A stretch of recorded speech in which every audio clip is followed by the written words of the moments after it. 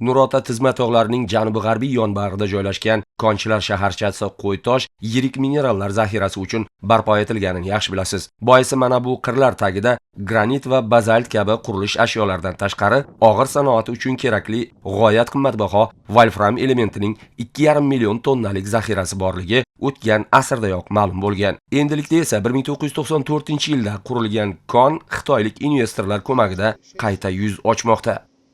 乌兹别克斯坦是一个资源非常丰富的国家。 O'zbekiston dunyoning mineral resurslariga boy mamlakati. Hukumatingiz bilan bu yerdagi hamkorligimiz muvaffaqiyatli bo'ldi. Chunki sizda investitsiya uchun qulay muhit yaratilgan. Mana shu yil oxirigacha biz konni tozalash ishlarini yakunlaymiz va kelasi yilda ishlab chiqarishni boshlaymiz. Shunda 100 ta yangi ish o'rni yaratiladi va yiliga 150 ming tonna ruda qazib olinadi.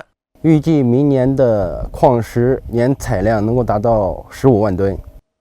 Ha, konning 500 metr chuqurlikda joylashgan shaxtasi yer osti suvlaridan xoli qilingach, ruda qazib olish va metall konsentratsiyasi tadbirlariga kirishiladi. Bunda kon boyitish fabrikasi qurilib, volfram ajratib olish boshlanadi. Mudofaa sanoati uchun zarur bo'ladigan mazkur xom ashyoni yiliga qariyb 500 tonna atrofida yetkazib berish bir vaqtning o'zida hudud iqtisodiyoti uchun bandlik masalasini ham hal etishga xizmat qiladi. Eng muhimi, mazkur quvvatning istiqboli O'zbekistonni volfram ishlab chiqaruvchi yetakchi davlatlar qatoriga